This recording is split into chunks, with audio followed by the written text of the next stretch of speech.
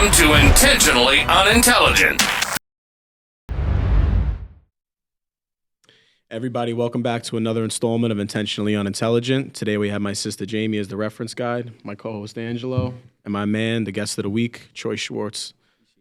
What's going on, man? What's up, man? Happy to be here. I'm so happy you came by. I remember last week we did an episode and we collaborated with one of our guests and you had reached out and I looked at your IMDb profile and we were dumbfounded by all the work and all the things that you've achieved and just shell-shocked that we were able to get you by here. You know, super impressive. Impressive resume for sure, yeah. Jamie, I know you're a big Dance Moms fan. Took the words right out of your mouth.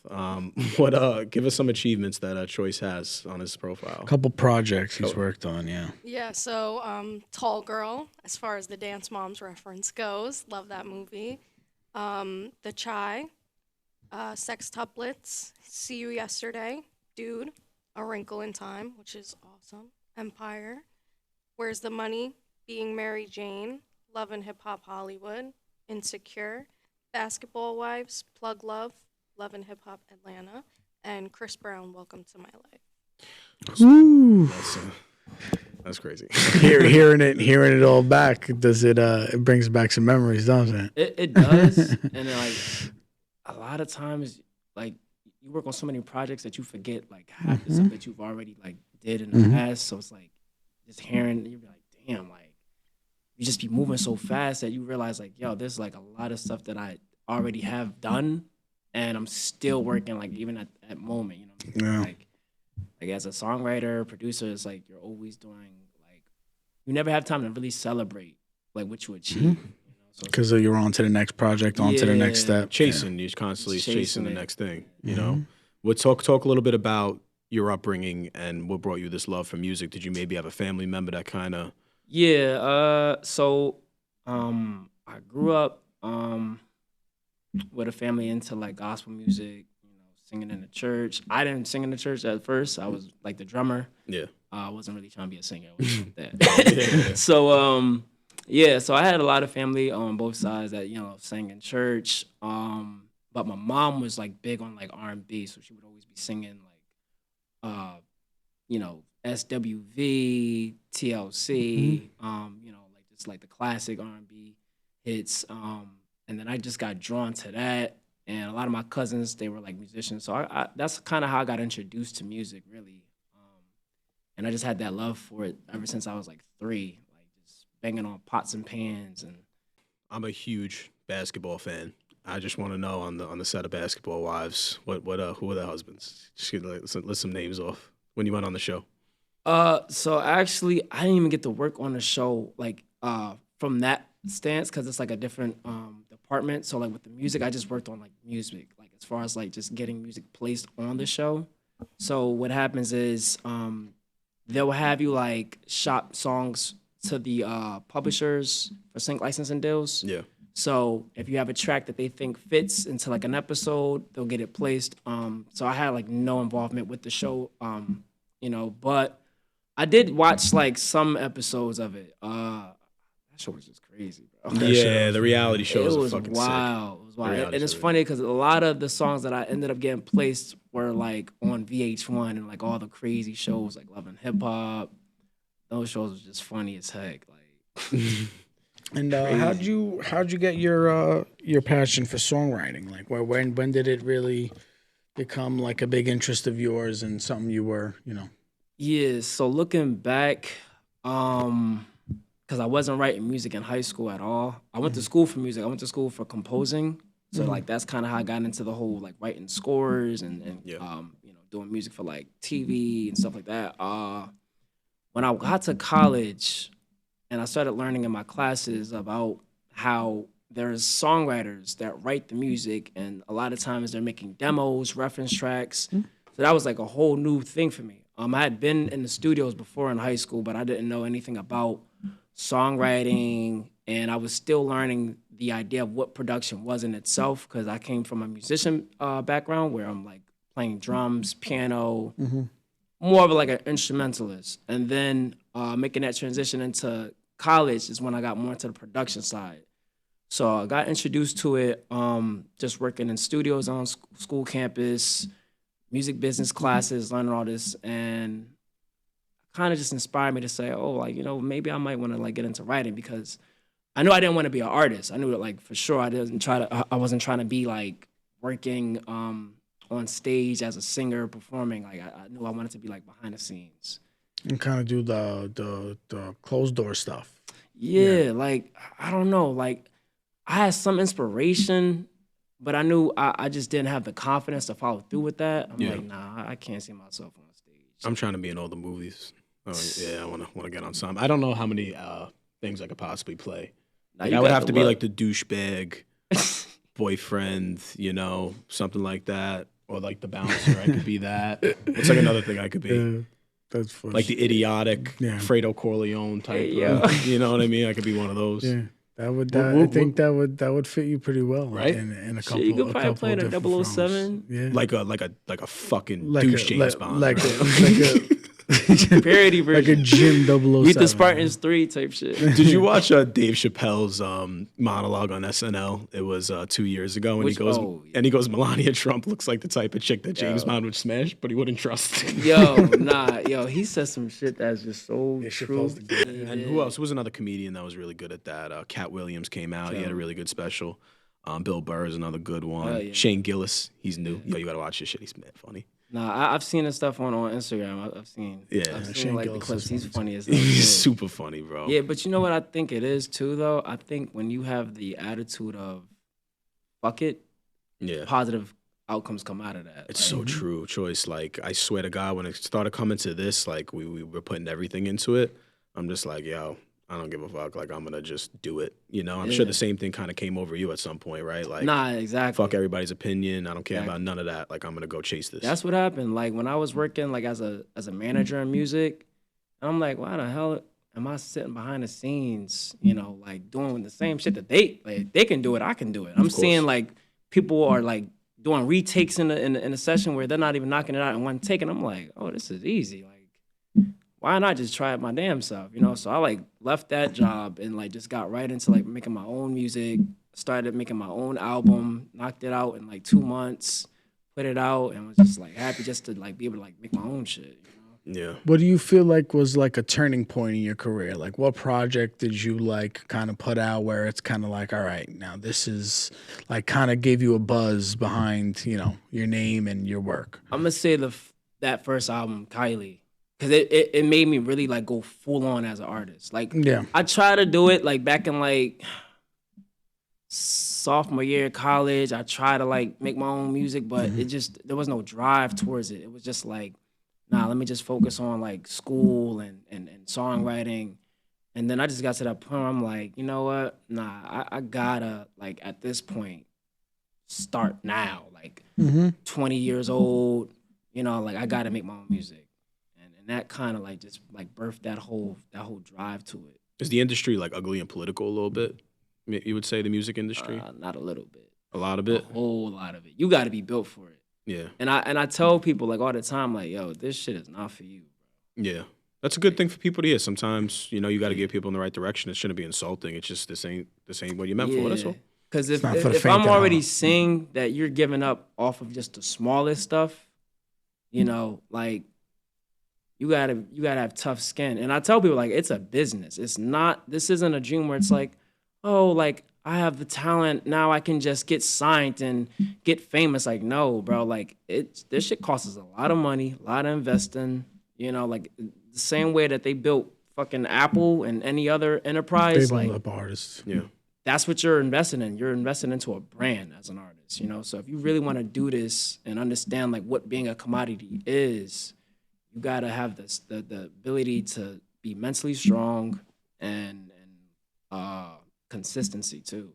It is. Consistency is everything, isn't it? Because they do have to buy into, even with this podcast, they got to buy into something. Me an inch, and my sister. So it's always difficult to have people for that. And our thing is we don't want to jump into this whole trying to be fake it to go viral type of deal. So I'd rather remain ourselves, and maybe go a little slower as far as the uprising goes, rather than fake it and then make it immediately. You know what I mean? Yeah. Because I feel like real buys into real. That is true. It's different nowadays a little bit. Especially with the algorithm now, like that shit been kind of in the way. It's strange. Like you got to put social media is huge, bro. Like you got to put. It's all social media. Yeah. So like now you got to put a viral song. Check this out. A viral song, but like let's just say we put a clip up for the podcast and we put a viral song up.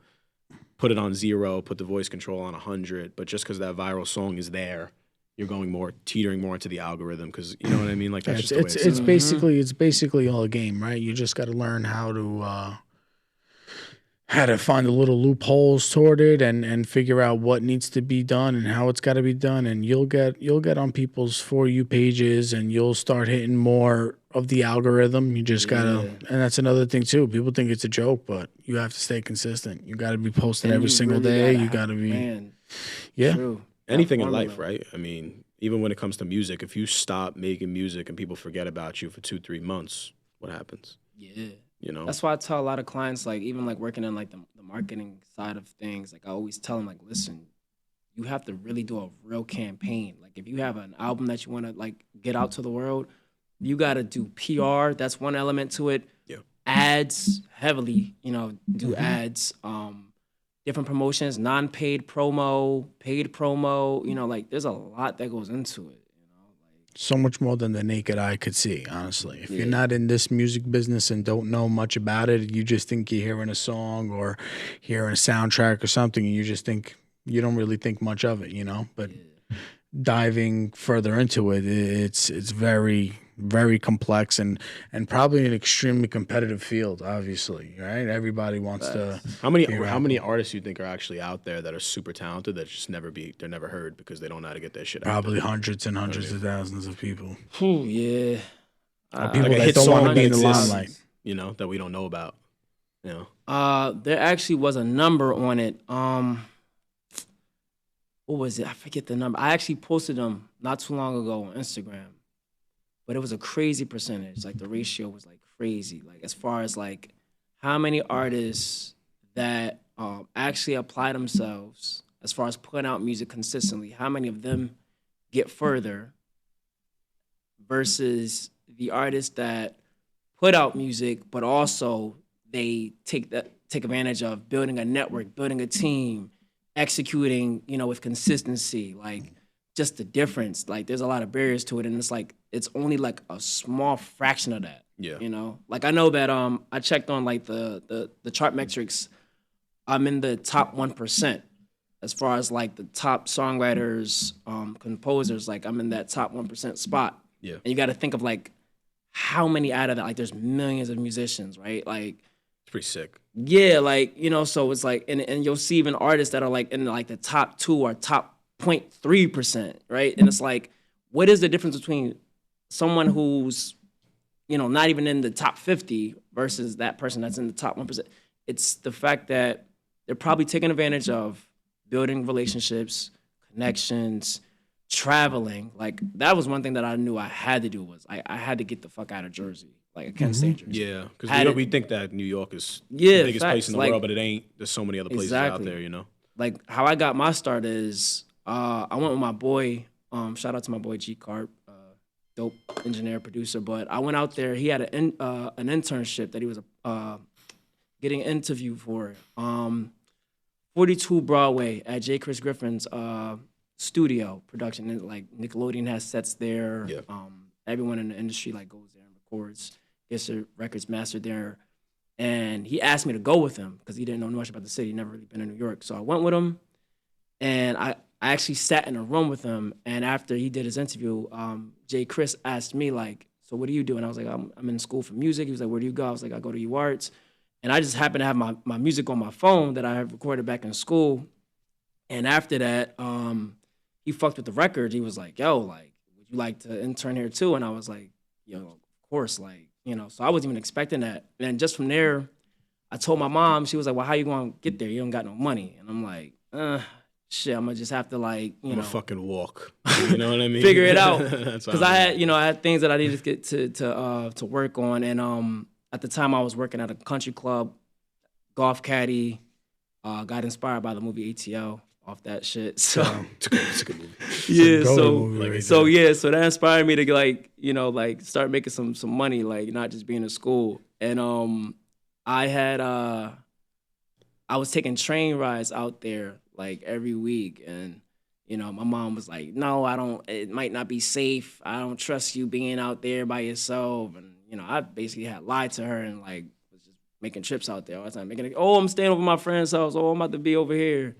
And eventually, like I had told her, like, yeah, I've been like working in the city, like I've been going, to New York every day, like just in the studio. It worked out though. Yeah, and it definitely Got to take that risk. Yeah, because my mom might have beat ass if she found out a little. Yeah. No, I remember I went on a whole like, I think we went to like 12 different states. We went through the whole South though. Me and my boys. Actually, shout out to Cash Cobain because he was actually Cash Cobain actually made one of the first records I did with at the time Pop Out Gang. So I knew Cash Cobain like going way back. Why does that name sound familiar? You know who that is? Cash Cobain? Yeah, I feel like I've heard that before. I know who that is. You do, right? My sister knows all the fucking. He's like all the he's like the godfather of Sexy Drill right now. Okay. Yeah, he's got a new record with A Boogie, Ice Spice. He's got that record for sure. Yeah. That everyone's using on IG Reels and TikTok and everything.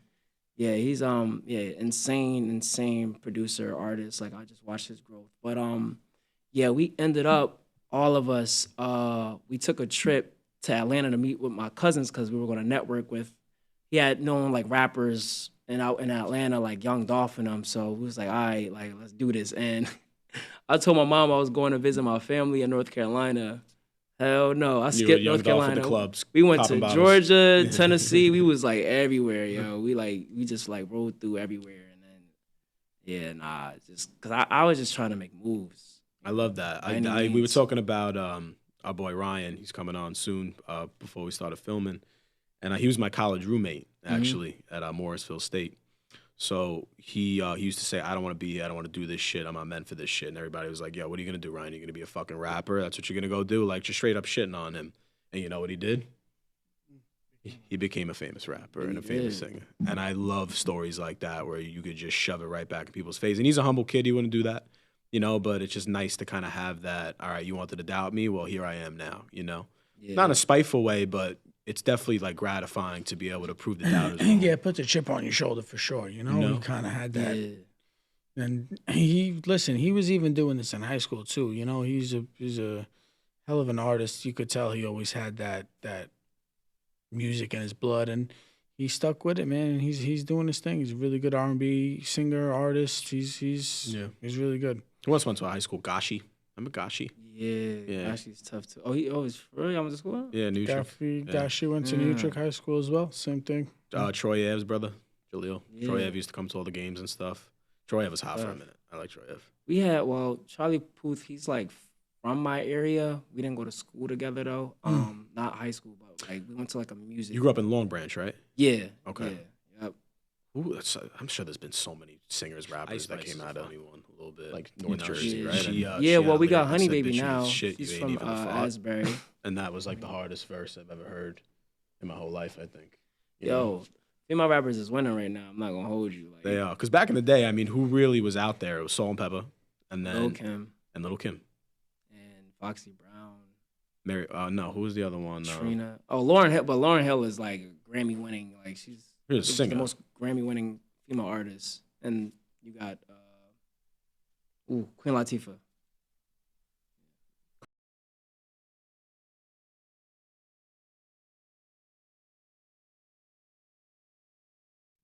What about like the game right now for New York rappers? Like who's out here from New York? I feel like everybody's like short-lived in the hip hop game. That's like living, that made it. Because like Bobby Shmurda, I haven't heard from him in a minute. I mean, who's the Ice Spice? They got a lot of rappers right now that's winning right now. New York rappers. A Boogie is always like at the top. You got J.I. He's killing it. Cardi B is Cardi B. Cardi B's the shit. You got even for like the New York, like the Bronx drill. You got K Flock. Mm-hmm. They've been going crazy with the New York drill. Cash Cobain, he's from New York too. Who East Coast. else? East Coast has got a lot of East Coast has been heat. going crazy. Yeah. At first, it was like the South for like a while. Mhm. Like the South, like ATL was just like going Like from going like stupid. 2008 to like 13, Yeah, when right? you talk about when the Migos dropped, like that's Yeah. when Atlanta Young was. Thug. Well, I mean, you got Young Lil Thug. Baby too. Yeah, Wait, Gucci, is Young Thug baby. locked up? still, yeah. Young Thug is still locked His up. Yeah. his trial is crazy, bro. It's like a whole like It's soap opera. Like I don't Yo. know what's going on, bro. and they have it like all over. Like you could watch for every court date. It's just How are you insane. gonna let him release some fire song like Digits and then lock my man up? Like let Yeah. him out. Yeah. You know what I mean? The song was too good. Free Thug. Free Thug for sure. A lot of these dudes like it sucks when like you see a dude that's on the top of the food chain and then ends up getting jammed up like that. You know, it does suck because they have it all. You would think that it would never happen to them. You know, it's terrible to see.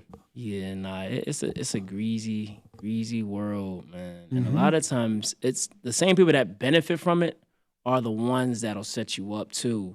You know, It's true. I mean, look at the Tekashi 6ix9ine situation. Yeah, that. A little crazy. So I was actually working in the corrections department at that time. Oh shit. Yeah, and Tekashi was at West facility. So yeah, he was like segregated from all the other convicts, and like he couldn't go near a soul because like every set in New York was after this man.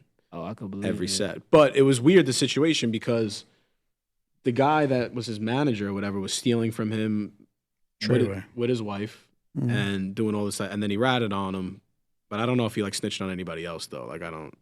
But like if some dude is doing that to you, I mean, Yeah, that's why. See, when you're a civilian, I think it needs to be accountability on both sides. Like I'm not in the situation to really like say too much, but I look at it like this: like if you're living a certain lifestyle, you know, whether you're a gangster, a mobster, whatever the case may be, you have to understand the politics that come with that. If you got someone who's a civilian and you consciously allow them in that world, and then they, you know, end up doing what they did, snitching, whatever, like, there has to be some accountability on your end, you know, because you guys knew what type of kid he was. Yeah. So when he did it, like, you can't really act surprised, you know what I'm saying? It's very true right there. I think that's what bothers people, too. Like, I don't think enough people are honest about the situation, like, because he says a lot of real shit. Like I can't even be biased towards Tekashi because there's some things that he'll say and he'll stand on it, and he's saying some real shit. And I'm like, yo, I can't even like fault him for that because, you know what I'm saying? Realistically, what are you gonna do if you're in his situation? Not everyone can sit here and say what they would or could do, but every man will sit there and say if you're staring at the pike down 30 years, you ain't snitching. But like I know at least 90% of men are. Now, okay, saying it right, and sitting in a room with legit somebody telling you that your life, you could spend the rest of your life in prison.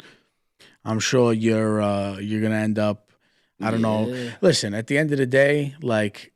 I just feel like whatever he did was wrong was because, listen, that he ratted on a lot of people who were probably there to help him and not do, you know, so he kind of brung down a lot of people. That's why, you know. Problem too, like the way he went about it was definitely not right because as a grown man, he's not like, you got to stand on your own, you know? So he knew what he was doing. You were trying to portray that, so now you have to live it, you know? So it's like, I don't think there's a... Definitely a greasy. I have I guess it's a controversial question. How do you feel about people who say they sell their soul to the devil, and what exactly does that? Oh, that's some real shit. What does that mean, though? You know, are they just? The phrase. Well, I ain't gonna hold you. I know some people that really are into like Satanism rituals and that shit is real. Does it work? You know, like well, if you're a spiritual person, I mean, me myself, I definitely believe in it for sure because I've seen things. But I will say that in a general sense, the idea of it is someone who is manifesting results out of losing not only their integrity, morality. And but their morality as well as a whole, and really, the feeling of it, like you don't even feel good about it, right? Like let's say, I mean, I don't know how well we could censor this, but I mean, let's say as a man, right? You know, you don't swing that way, but someone's telling you, well, I'll sign you with this deal if you do X, Y, Z, and then I want to say end up names doing so it. bad, but I can't because you're in the industry, bro. Yeah, like I can't. I know. I'm trying. ain't about to Yeah, do that. I see what you're getting at, though. Yeah, I feel. you. Yeah, I'm reading and you. it happens, bro. I've seen some things. Like I've seen situations like really bad, yo. And it's like, and it's a grooming effect that it's like it becomes like a practice, like it's normalized, right? Yeah. The idea of like grooming R&B artists, the way that they groom them, and so it becomes this sense of I have faced trauma and I'm not dealing with it, so now I'm going to take it out on the next person, and the next and the next, and just the idea of selling your soul is, you'll do anything for $1. And, The life is dollar, more important than that. Because a lot of people that, sit up, that's rich, a lot of them be really fucking depressed. Yeah, the Yeah. biggest I'll see it, depression and I'm rate like, is. how the fuck this person gets so hooked on drugs like this? And they be fighting demons. I just think that in the background of all these industries, some crazy shit happens. Like, for example, I used to date somebody in an industry where she used to do services for people. I don't want to give her up completely, but she was with a wrestler, a former WWE wrestler, and said a statement along the lines of, "What you hear is not far off." Yeah. So what you hear on TV and like all these conspiracy theories and oh yeah, that's fucking crazy. That person would never do that. That's wild. Yeah. It's actually going down, Nah, it is. which is scary shit that people could be that evil. Because I can't picture myself ever being like that towards a person or doing some crazy shit like that. bro, Like that's wild to me. I'm good. You When could I keep, got you in could that keep the money. industry and I started seeing the shit that I was seeing, bro, it tore my head up. Yeah. There's no way. And I'm coming from a small town, Long Branch, Jersey Shore, like, and I got introduced to it at a smaller level, going to an art school. Art schools are crazy. Motherfuckers is wild as hell. Like they got all types of problems with them. And when you go to art school, and it be those same weirdos that get into these top, executive positions, and they be off the charts like crazy. So it was like when I got to Hollywood and I really started seeing like how shit works and how things are operated, and I'm like, damn, like hold up, like getting a platinum ain't really what it seems. Getting a Grammy ain't really what it seems. Like it's a lot of other shit that you gotta get into or be a part of to get in certain rooms, because not everybody's doing that wild stuff. Like not everyone's on that. Yeah. There's some people that go about their day and they stay out the way, and you don't really get too much attention. And you can kind of tell what artist is like that and what artist isn't. Right? It's pretty obvious now. It's so obvious. Like, now it's it's like just in your out face. there. You Yeah. know, you like they're straight up throwing up the signs like on Yeah. TV, like and what are you doing? Like Nah, facts. what are you doing? Like we don't have this long on this plane of, or you said you're a spiritual person. Yeah. I'm becoming more like that every year. We don't have that long on this plane, and then you're gonna go somewhere else. Yeah. I don't know where that somewhere else is. That's up to the That's why I imagination say, or yeah, whatever. You could take the spoils of today by selling your soul and doing whatever you got to do. You could I'm not take gonna the go burn in spoils no of lake of today. fire, and I'm not saying like I'm a full on Christian or Catholic, but I'm not about to leave this plane and then go somewhere negative off living from riches, some materialistic stuff. Because I can honestly say that our lives are full, a lot of love, a lot of and that's why this platform is special too. That we're able to kind of share that with people, the real and the authentic. And a lot of people ain't like that, and everybody's kind of on this demon energy, You which is pictured it, right? Like, I mean, not pictured it. You realize it, right? Like, it's very negative now. After COVID, I feel like the world went fucking crazy. bro, the frequencies, and mind you, right? So I started learning about frequencies at NYU. We got more into the science of music. Because I really was trying to understand, like, why exactly are we choosing these particular sounds sonically in music when it comes to writing these records and producing these songs. And I learned about the devil chords, the unforbiddable chords that you're never supposed to play. Well, at least centuries ago, you weren't never allowed to play them. I didn't know that. That's pretty sick. Yeah, actually. so they're called devil chords. sick. It's a tritone of 2-3 chords. And so a lot of the music that is played today, or made today, consists of those chords. So whether you're listening That's to like The sick. Weeknd, you know, like even with him, like he's got like dark vibe, dark energy, right? Yeah. A lot of the hip hop beats, like, and you can hear it, and also just how music is operated on a certain amount of hertz. Like we listen to music on 440 hertz. We're supposed to be listening to music on 432 hertz because the vibrations of it, like the science of it is when it feeds into that dopamine, it's projecting negative energy and you're manifesting it. And so you are what you eat, you are what you listen to and everything. Yeah. And you know, so I noticed it more, and then I started understanding like the vibrations and how it works and how sound works and why, you know, it's to really throw you off your chakras and shit. Like, you know how everyone's talking about the whole crazy thing that happened Travis Scott's concert when all those people were like passing out and they're like, yo, this shit is some cult of You know, it's demonic shit. so weird when those things happen because they always find a picture that was like biblical. Yeah. And then they put it next to what had happened. And it's like a picture of hell and demons. Yeah. And then like the Travis Scott concert of like that open mouth thing that he has at his concert. And they put it next to like this demon thing that was like an actual depiction of hell. And that's scary shit to think in your brain that like that could possibly be a real place. Could you imagine that something could be that negative? Yo, I feel like hell is more of an idea than it is an actual plane of existence. You know what I mean? Yeah, you know what's crazy? I'm gonna agree with you on that. And you know, and that's why it's funny because even in like Judaism, they don't really focus on heaven and hell for that reason. Yeah. You know, they really prioritize what they do on this earth and in this life. You know, because I think when you start, I think the negative aspect of what religion does is it enforces fear. You know? Yeah. Oh, you do it, you going to hell. If you say this, you're going to hell.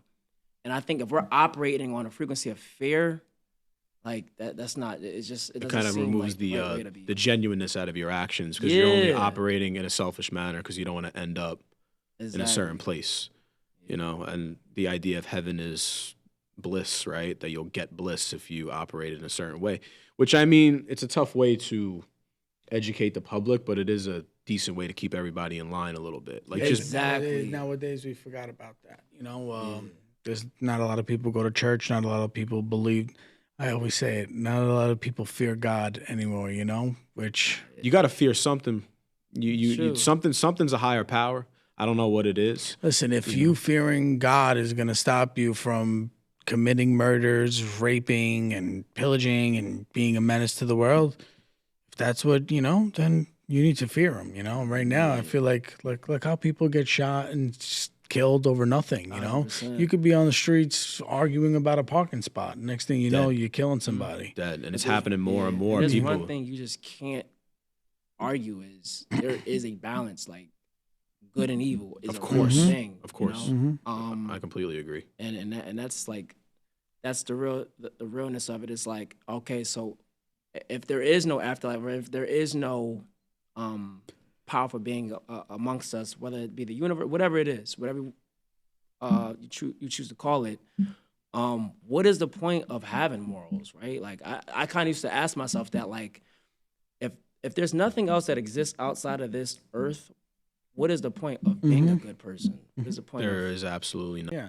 Now imagine if you told the world that after you die nothing happens. This world would be mayhem. Everybody would be selling their soul for a couple dollars, you know? Like you don't know where they think. That's what I'm saying. Thank God there is some people that still do believe in right and wrong and that there is an afterlife out of here, because if not, you just have to believe in being a good soul. You don't necessarily. I don't think everybody has to believe in a certain religion. You know, as far as the biblical sense, I happen to believe in it. But whoever does, no fault to them. It's just you're gonna be a shitty person because you know what I mean. Whether you believe in God or not, just don't be a shitty person. That's it. People. That's like it. we're not here for that. Why are you gonna leave this earth? Don't be a shitty person. You know. Why are you gonna leave this earth and then leave behind? For monkeys, just plain and simple. That's the truth.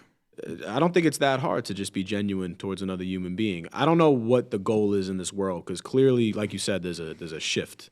Yeah. What the fuck is the goal? Why are you trying to keep everybody divided? Why is everybody at odds with each other? Why is everybody disagreeing? And it's not just here; it's worldwide.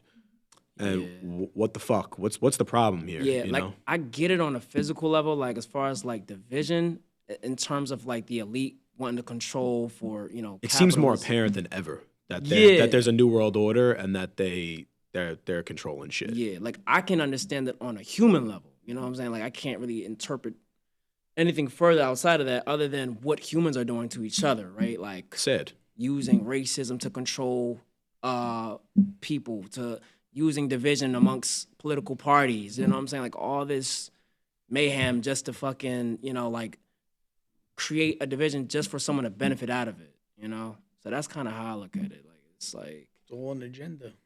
yeah. You keep the powerful powerful. I mean, listen, it's been going on forever. Divide and conquer. It's been Facts. since Roman times. Since that's just the typical way of maintaining power. Yeah. You create two separate divisions. They can't unite. This top stays on top. That's true. It's the typical way of doing it. Is it evil? Yeah.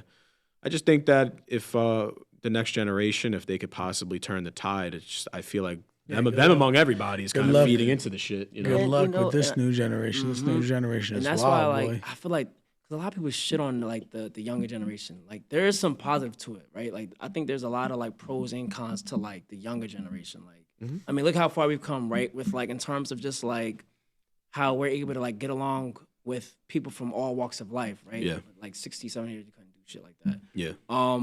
But even like now, like people are being encouraged to be more vulnerable, to be, open about their feelings, how they feel.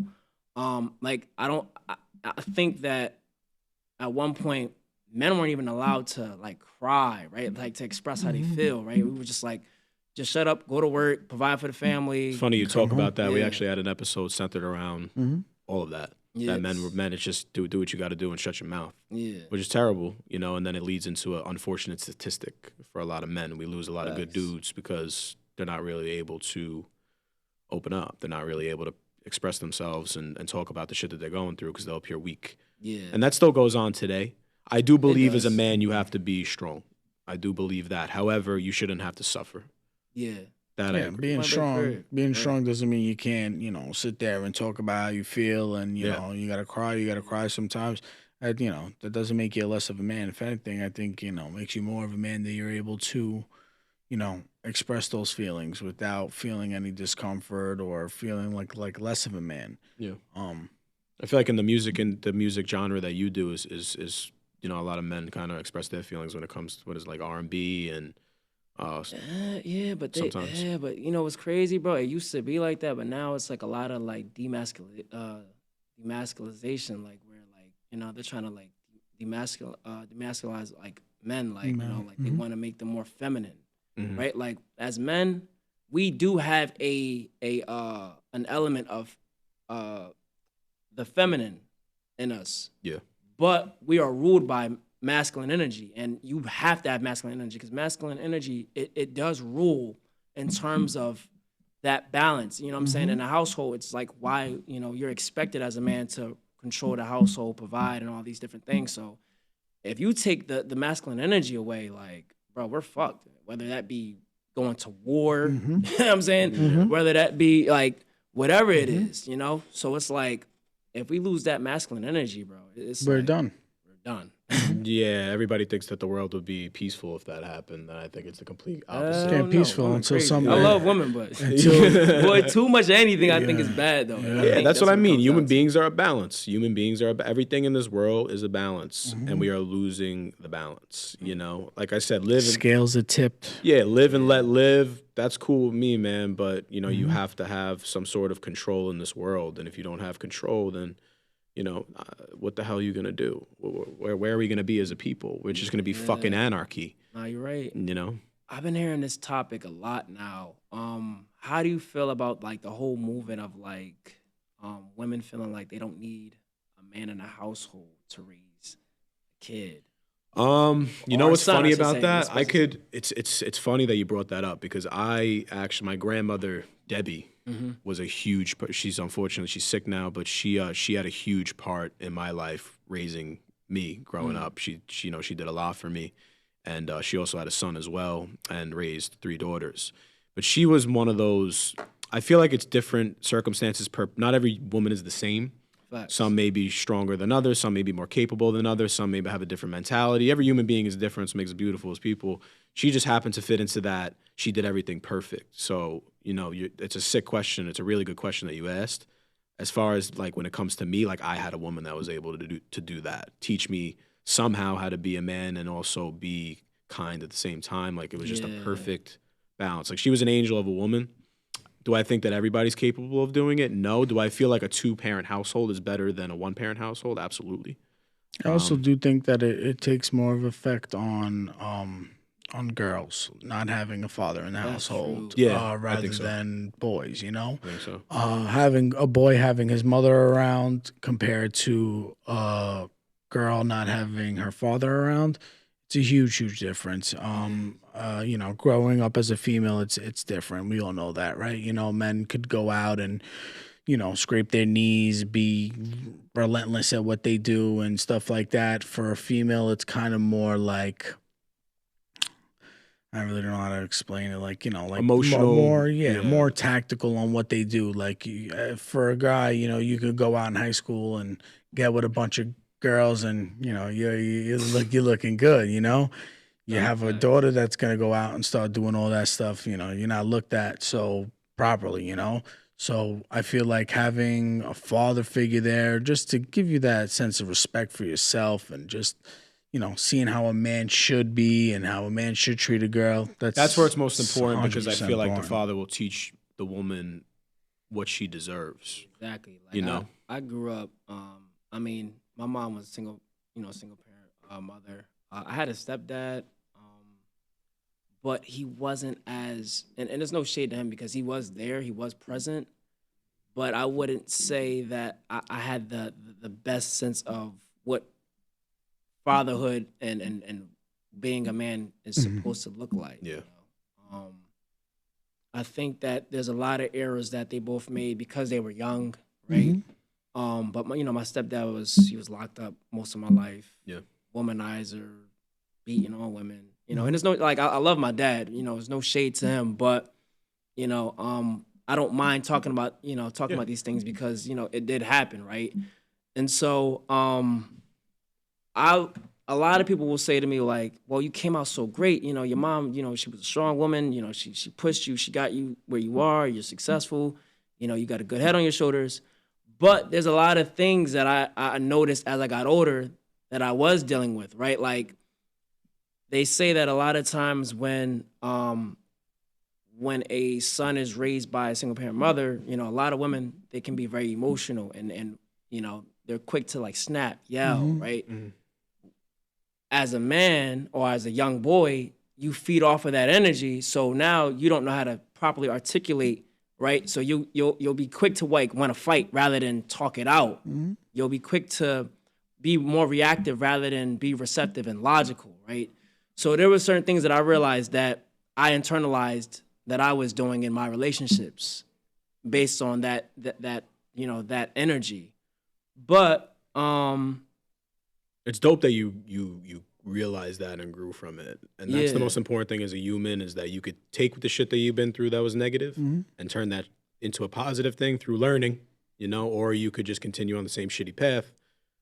You should be proud of yourself that you took the other route, and we talk about this every day, me and him, is that as long as you're growing in the right direction, making positive adjustments, realizing what you do, looking yourself in the mirror saying, hey, this shit is evil. Not evil, but this shit ain't right. Looking at the mirror, taking accountability, that's growth. And every year that you get older, you should be learning a lesson about yourself, about the way you should be operating. That's how I feel about that. Yeah, just taking accountability for yourself. You could hide from, whatever you're doing as long as you want, but until you face yourself in the mirror and say, all right, listen, this has got to change. This has got to change. You got to be the one to do it. So you just said something mad key too. Like you said the word, what was it? Accountability. Accountability. I don't believe that you can be fully honest if you can't be accountable for yourself. I think you do no wrong. That's like a narcissistic trait, that it's just not possible for you to, It's not possible. I got fired from this job, this job, this job, and this job. They were all terrible. They all treated me bad. Yeah, maybe you should look in the mirror, right, and say, all right, what am I doing wrong? You know, it can't be 100 different jobs that are picking on you. Maybe it's something that you're doing. Maybe you should change something. We all up, know someone like that too. We do. Though. I always tell them, then definitely make do. your own business and work for your damn self. Me. That's me right there. I had to learn a very hard way, and I'm still not there yet, you know? I used to be like that. There's times where I don't take accountability for myself 100%. It's not something I notice, but after a while, I'll be like, all right, you know what? Maybe let me start switching something up. Maybe it's not me taking full responsibility for what I'm doing, and, you know, going back to what you said, your emotions taking over you, you know? Yeah. That's a big Impulsivity. That's a big thing with kids nowadays. They don't know how to they let their emotions take over them. You can't have that happen. You got to take over your emotions. You can't let anger. Can you imagine how many bad things have happened to people because of anger? If you just knew how to handle anger and react differently, people, you kill somebody, you say the wrong things, you do the wrong things, and every time after you're done, right, after the anger goes away, you always sit down and say, why the hell did I just do that? Why did I say that? Why did I sit in that cell and you just be stuck? You're looking at like, damn, because I was upset this 1 hour, because I was upset this one day, my whole entire life is down the drain because I let anger take over my whole body. It's true. You know, it's funny what you said before, Choyce, that you, it seems like you identified the root of why you know, the certain actions that you did. You know, you identify why you're doing it from like the base of it. And everything that you do in your life comes from something. It's you go to therapy. This is something that you learn is that it's trauma. It's that you've been through something and then you just manifested it your whole life and you kind of just reacting to certain situations because you've been through that one thing. As long as you could identify the root of what you went through and understand, like, all right, I'm doing this because of that, you'll change a lot of behaviors in your life in the positive. That's true, yeah. I got, you know what it is too? Like, I got exposed to like a lot, bro. Like a lot of different like lifestyles I got exposed to like really early, you know? You lived a lot, you know, especially in the music world, you know, you probably dealt with a lot of drama, a lot of crazy shit with that too. I'm sure it played a big effect, you know, in your life.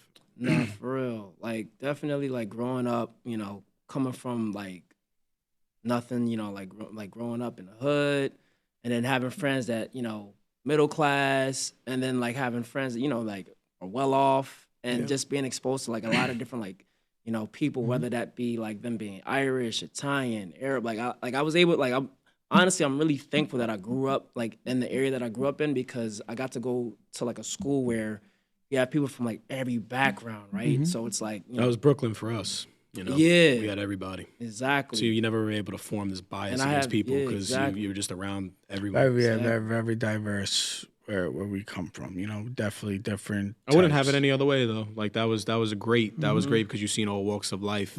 So when I went to school, right? When I went to college, I'm noticing there's some kids that they're not used to like how to interact with like white people. I'm saying some that don't know how to interact with black people. Like, and I'm just looking like, yo, this is some funny shit. Meanwhile, like, it's like you don't season that chicken, do you? You fucking piece of shit. Yeah, it's crazy. Like they're mistaking a Puerto Rican for Mexican. Oh, that's a Mexican. I'm like, no, I'm pretty sure they're Puerto Rican. Nah, bro, that's a Mexican. I'm like, this guy's crazy. That's how I also feel like why a lot of situations happen with like the NYPD, well, all police in general.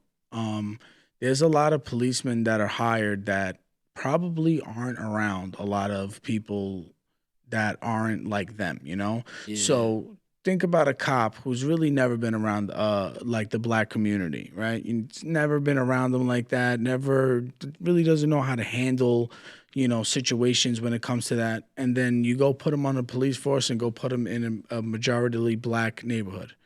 That's when mistakes happen, you know? Like that's when this cop does something he shouldn't be doing because they stick him in places where they're not used to, you know? Diversity is very important to be around. It's very true. You have to know all cultures, all walks of life. 100%. And learn, not only that, but learn to appreciate it. Is that when I lived in the neighborhood, like everybody was different on my block, and I just said I'm just gonna go over and their moms are gonna cook me something different every type of night. And I always enjoyed seeing other cultures and how they live and certain mannerisms, and it's cool because it reminds you that everybody's different. I don't want people to be the same as me. I want people to be different because I don't want to talk to myself. I want to talk to you. I want to talk to like what's going on in your brain, what you went through in life, you know. And it's a good point that you brought up is that you can't put people in certain situations and then Monday morning quarterback when some shit goes wrong. And that's happening across the world everywhere. How many times do you see that? Yeah, this kid probably went to a country school, has never seen a black guy before in his life. You're going to put him in the middle of like, Flatbush Avenue and just tell him, here you go. Like, No, you got to for train, you got remember- to help this guy, like, come on. No, it's true. I remember I fucked my gym teacher head up, yo. Like, I told him I grew up on Italian food, so he was like, oh, what's your favorite food? I said chicken marsala. He was like, what? So I just started naming all these like Italian dishes. I'm like, because he's looking like black kid, fried chicken, nah, collard greens, mac and cheese. I'm like, nah, bro. Like my mom, like even like I'd say like my closest friends, a lot of them are Italian, right? So it's like, and my mom, she grew up cooking like all types of food. Mainly Italian and soul food. So, like I was big on that. So my gym teacher, he's looking at me crazy, like, wow, so that's crazy. And then he got even more surprised. He asked me something and I was like, after school, we all sit at the dinner table. He said, you guys do what? I'm like, we sit at a dinner table. He was like backhanded and he didn't think that we sat at the dinner table. Like, what did you guys think you sat? I have no idea, bro. I'm like, people yes, are bro. so Like, small-minded and I know shy, you're thinking like probably because I come from like housing projects. Like, nah, bro. Like, it's not like that everywhere you go. I feel bad for people that like don't understand things in life, and then you have a conversation with them, and they're like, bro, you're fucking stupid. For Like, real. Some people. My basketball coach couldn't believe I owned a North Face coat. I'll never forget that. Freshman year, he was like, your mom bought you that? I'm like, yes. He's like, oh. I'm like, yeah, my mom's she's a hairstylist. It's just crazy. it wasn't like that in Brooklyn. Like, I don't know. It wasn't like that. You got to think the difference between Brooklyn and New Jersey is certain. And it depends. It depends on school like you're zoned for in Jersey. Well, yeah, of course. You can end up like Marlboro Township could go to school with like facts. I got a lot of friends from Marlboro.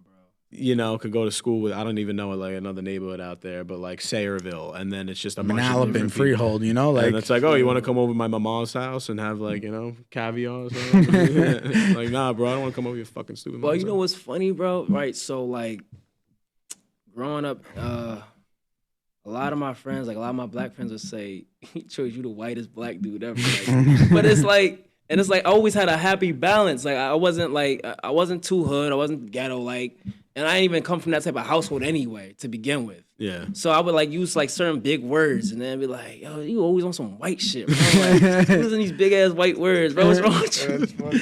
Mind you, it's just like, nah, bro. Like I just happen to like have some type of level of like good education, right? Like it's not even about what I realized is it's like, damn, like this is how much you guys think of yourself. Because there's no, like, education has no color, right? No, awareness has not. no color. So it's like, for y'all to think that I'm quote unquote a white black guy because I know a certain word, like that just goes to show like where your mentality is and where your mindset is headed. It sounds arrogant and stupid. Yeah, you know what I'm saying? Education And I've has seen no it on bounds. both Everybody sides. should, Yeah, and I've seen it on both sides. So it's like, you just be like, damn, bro, like I feel bad for this dude. Like some guys that like, they've never been outside of like their state, right? Like they've only known like their So town. small-minded, Like, small-minded, bro, like, you yeah. never been out the country, you never been out, to the West Coast. Like you just be like, shit. Like, You got to pray for those people that that have a awakening. Yo, you ever go to a place and see like all these people and you're like, wow, like there's a lot of people in this freaking world. Like there's times where I go someplace like a concert or something and it's like in a different state or whatever. And I'm looking, I'm like, wow, like look at these people. Like look how freaking big this world is. Like, hey, there's so many different people here. We're like stuck seeing the same 100 or 200 people all the time. It's like you go somewhere else, you're like, holy shit, like there's a lot going on out there. People need to expand their horizons a little bit because I went to Kane Brown, and I always said I want to move to like the Midwest and like live on like a farm or something like that. And then once I saw mullets and hair going out of people's shoulders and Budweiser shirts, I was like, all right, maybe this is a good idea. Yeah, and they're looking at this guy like, oh, all right. I thought LA was gonna be the spot for me, and I'm like, I gotta come back to the East Coast. I heard it's rough out there. I need good food. Mm-hmm. You ain't getting that in LA. Everybody's on a diet. Vegan. You ain't getting good food vegan, out there, bro. gluten-free. That keto I diet. love the natives of LA though. Like the natives is definitely there's a big difference between Hollywood and like people that are actually from LA. But the East Coast, like that's just my energy, Beach boys. Born and raised. Yeah. Everywhere I go, I just feel it and people feel it. Like you ever go down to Florida or something, and then it's all right. You're a New Yorker. Like we just reap New York, and we'll never get rid of it. They always think that you're like. They always think that we're mean, but I think we're just a little more confident, like, real. I think look at the Mecca where we live. We're blunt. We live I would say that. I think like true. Like what we have truly is the best. Our food is the best. Yeah. I mean, hands down. The Knicks are the best team ever in the history of sports. I don't think anybody's. Look at this guy. That good old orange and blue. Look at this guy. Just the greatest team ever. Team ever to walk. Huh? How you feel about the Mets? I'm a Yankee fan, but I wouldn't lie. I don't not support them. It's the same thing with all New York teams. The only team that I refuse to support, and it's weird because I'm from Brooklyn, is the Brooklyn Nets. I can't stand them. I want them nowhere near me. They should have been in Brooklyn, man. They should have just stayed in Jersey. Right? Like they had an identity out there in Jersey. Brooklyn, it's like, dude, you're not. You're a B-level team, and I'm going to Madison Square Garden. It's just not authentic. You could tell, like, even the fans. Kevin Durant out here saying, "Oh, the Knicks aren't cool." It's like, yeah, I bet you they're cool now. They know how to marketing. They're on task with that. Yeah. So we got to wrap it up. I got one more question for you, Choyce. I ask all my guests, 5-year plan, bro. Where do you see yourself in 5? Oh, or where do you want? Or where do you want to be manifested? The manifestation. So I've already been planning to move out to Dubai. I want to definitely bring my business over there and start expanding in Dubai. Married, kids, and staying in music, but looking into other endeavors, entrepreneurial spaces, and just like building from there. I don't really know too much as far as like what I'm doing right now. Just being in the present. I used to be so futuristic. Now I just try to live in the present. I respect it for sure. And I really appreciate you coming by, bro. I feel like this episode, like every other one, could have went for fucking 5 hours. Yeah, for we enjoyed chopping it up with you today, man. You're a real dude. It was great to meet you. And like I said, we really appreciate it, man, for real. And good luck in the future, my bro. Absolutely. Everything you do, I'm appreciate you, definitely bro. going to continue to keep supporting, so thank you. Thank you so much. Yeah, we'll always be supporting, man, for sure. Guys, wrapping up the next installment of Intentionally Unintelligent with our guest, Choyce Schwartz. That's a wrap. See you guys next week.